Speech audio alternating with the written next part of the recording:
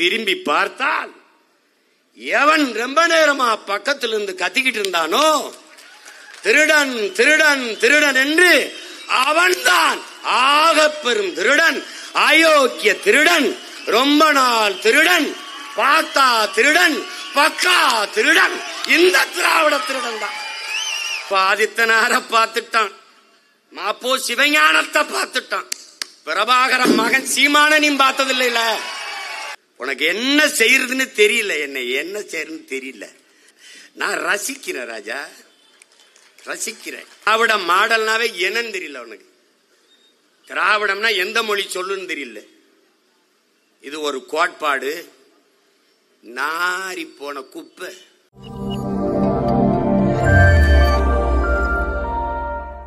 எங்கள் வரலாறு நின்றார்கள் சென்றார்கள் என்றில்லை, நின்றார்கள் வென்றார்கள் என்றுதான்.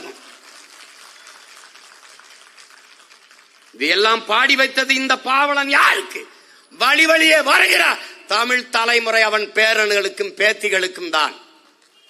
பாரதி ஒரு கவிஞனடா, அவன் பல்கலைக்கழகமடா, அவன் தமிழை பாடலடா, அவனே தமிழ்ரா, அவனே தமிழ்.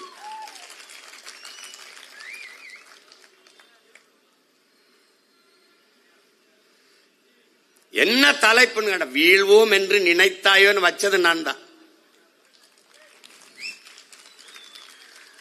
ஆதித்தனார பார்த்துட்டான், மாப்போ சிவஞானத்தை பார்த்துட்டான், பிரபாகரன் மகன் சீமானனையும் பார்த்ததில்லை. இப்பத்தான பாக்குற நீ.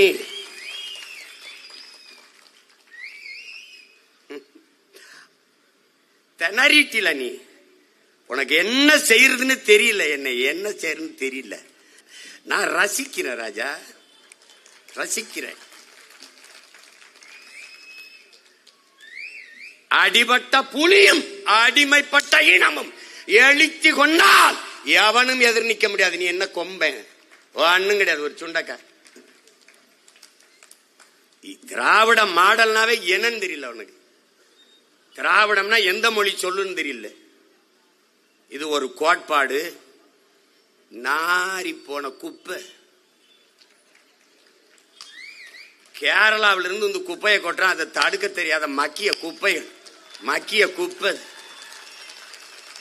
என் நாட குப்பை மேடாக்குறான், என் மலையை வெட்டி எடுத்துட்டு போறான், மண்ணல் எடுத்துட்டு போறான், எல்லாத்தையும் எடுத்துட்டு போட்டு குப்பையை கொண்டாந்து கொட்டுறான். இந்த குப்பைகள் அப்படியே உட்கார்ந்து இருக்குது.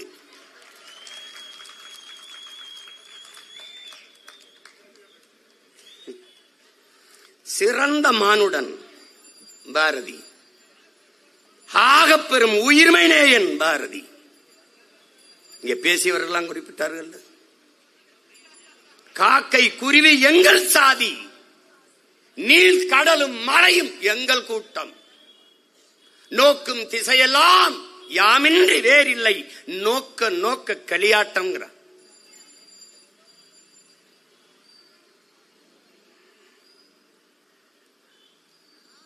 அவன் அப்படி பாடிட்டு போகல. வீட்டுல அரிசி இல்ல, கொஞ்சம் தான் இருக்கு, ஒருவேளை சமைக்கத்தான் இருக்கு, சமைச்சாதான் சாப்பாடு. செல்லம்மா வெளியில போயிருச்சு, வரல, போய் அரிசி எடுத்து வந்து சிட்டுக்குருவிக்கு போட்டு போயிட்டான்.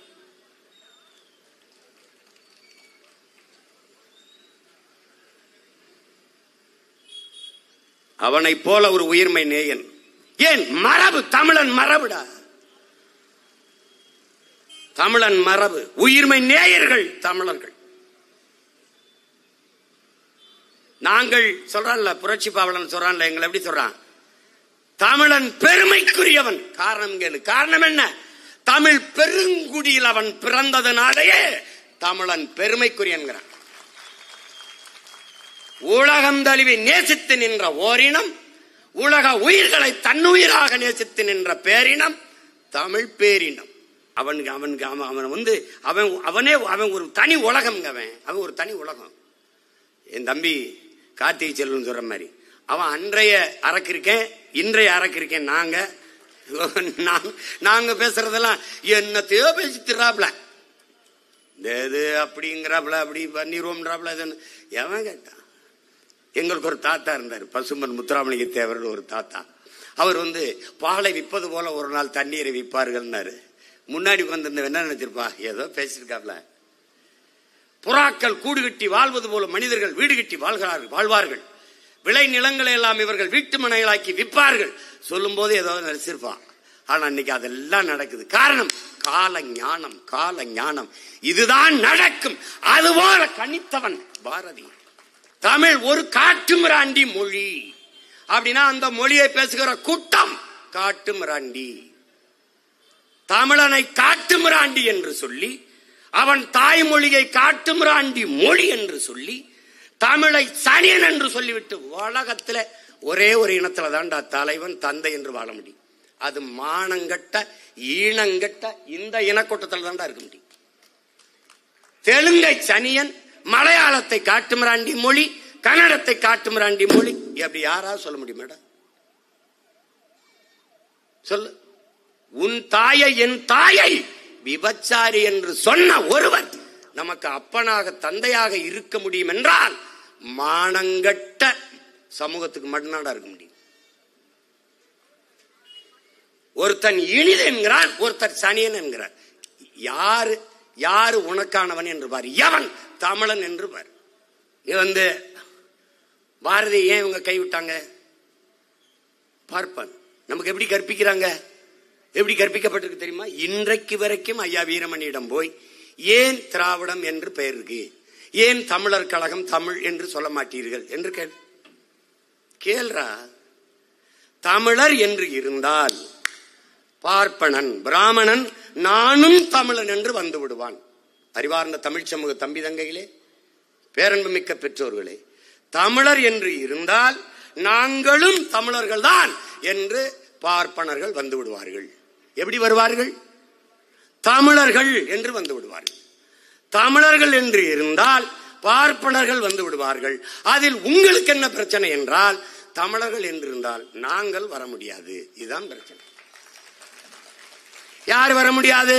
இந்த திராவிட திருட்டு திருவாளர்கள் உள்ள வர முடியாது. 3 விழுக்காடு பிராமணன், அவர்கள் மொழியிலே பார்ப்பனன், 30 விழுக்காடு திராவிடன். குழந்தைக்கு என் உடன் பிறந்தானே, என் அன்பு தங்கைகளே தம்பிகளே, குழந்தைக்கு நிலவை காட்டி சோறு ஊட்டலாம், பாட்டு பாடி சோறு ஊட்டலாம், குயிலை காட்டி சோறு ஊட்டலாம், மயிலை காட்டி சோறு ஊட்டலாம். பூச்சாண்டி வந்து விடுவான், திருடன் வந்து விடுவான், பிடித்து கொடுத்து விடுவேன் என்று சொல்லி சோறு ஊட்டுவதற்க அந்த பூச்சாண்டி தான் திராவிடர்கள் நமக்கு காட்டிய பார்ப்பன பூச்சாண்டி. திருடன், திருடன், பார்ப்பன திருடன், பிராமண திருடன் என்றே சொல்லிக் கொண்டிருந்தான். அரை நூற்றாண்டுகளுக்கு மேலாக கடைசியாக பிரபாகரன் பிள்ளைகள் வந்து என்னடான்னு கூராய்ந்து தெளிந்து திரும்பி பார்த்தால், எவன் ரொம்ப நேரமா பக்கத்தில் இருந்து கத்திக்கிட்டு இருந்தானோ திருடன் திருடன் திருடன் என்று, அவன்தான் ஆக பெரும் திருடன், அயோக்கிய திருடன், ரொம்ப நாள் திருடன், பார்த்தா திருடன், பக்கா திருடன், இந்த திராவிட திருடன் தான்.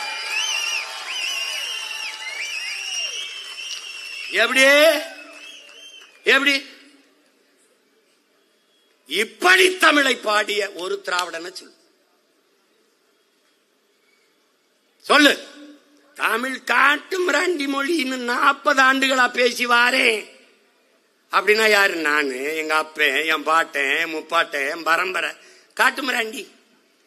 உலகத்திற்கு அறிவியல், நாகரிகம், தொழில்நுட்பம், வேளாண்மை எல்லாவற்றையும் கற்றுக் கொடுத்த பேரின மக்கள் காட்டு மிராண்டி. கப்பலிலே வணிகம் செய்யும் போது நான் கொண்டு போன கட்டுமரத்தில் பறக்க விட்ட பாய் துணியை கிழித்து உடையாக கட்டி வந்தாண்டா உலக வரலாறு. நீ என்னைய போய் நாகரிகமற்றவன், எப்படி நாகரிகமற்றவன்? நாங்க வந்தாண்டா உங்களுக்கு பல்லு விளக்கி விட்டோம், நாங்க வந்தாண்டா உங்களுக்கு டவுசர் சட்டை போட்டு விட்டோம், நாங்க வந்தாண்டா படிக்க வச்ச. என்னத்தை படிக்க வச்ச? சிலப்பதிகாரம், மணிமேகலை, சிவகஞ்சிந்தாமணி, கம்பராமாயணம் இதானே. இவனை எழுதுனவனை எவன் படிக்க வச்சான்? இங்க வா. ஏய், பெண்ணிய உரிமை, பெண்ணுமை உரிமை, 300க்கும் மேற்பட்ட பெண்பார் புலவர்கள். அவளை படிக்க வச்சது யாரு? படிக்க வச்சது யார்? காப்பியங்கள், காவியங்கள் அத்தனையும் பெண்மகளையே காப்பிய நாயகியா வச்சு பாடியவன் அவன் தமிழன். தமிழ் பெருங்குடி மக்களில் 90 விழுக்காடு குல தெய்வங்கள் பெண் மக்கள். என்னுடைய குலதெய்வம் வீரமா காளி பெண்மகள். நாங்கள் சைவர்கள் என்று காட்டுவதற்கு திருநீர் மட்டும் தான் பூசிட்டு போனேன். திடீர்னு எங்க பூசாரி வந்து காட்டி பிடிச்சி அழுதுட்டாப்ல. என் தம்பி எல்லாம் இருக்காங்க காரைக்குள்ள. என்னன்னு கேட்டேன். 10 பேரை கூட்டிட்டு வந்து அழுதுட்டாப்ல. அப்பத்தான் கனவுல வந்து சொல்லிட்டு இருக்கான். அவன் திருநீர் வச்சு என்னை மறந்துட்டான் என் குங்குமம் இல்லாம போறான். அதுல இருந்து குங்குமம் வச்சுட்டு போறேன். நம்பாம போ. காளி வந்து எனக்கு குலதெய்வம்னா என் குலம் முன்னோன், நான் போற்றணும். அந்த வழியில் தான் பாரதியை நான் போற்றுறேன், என் பாட்டனை நான் போற்றுறேன்.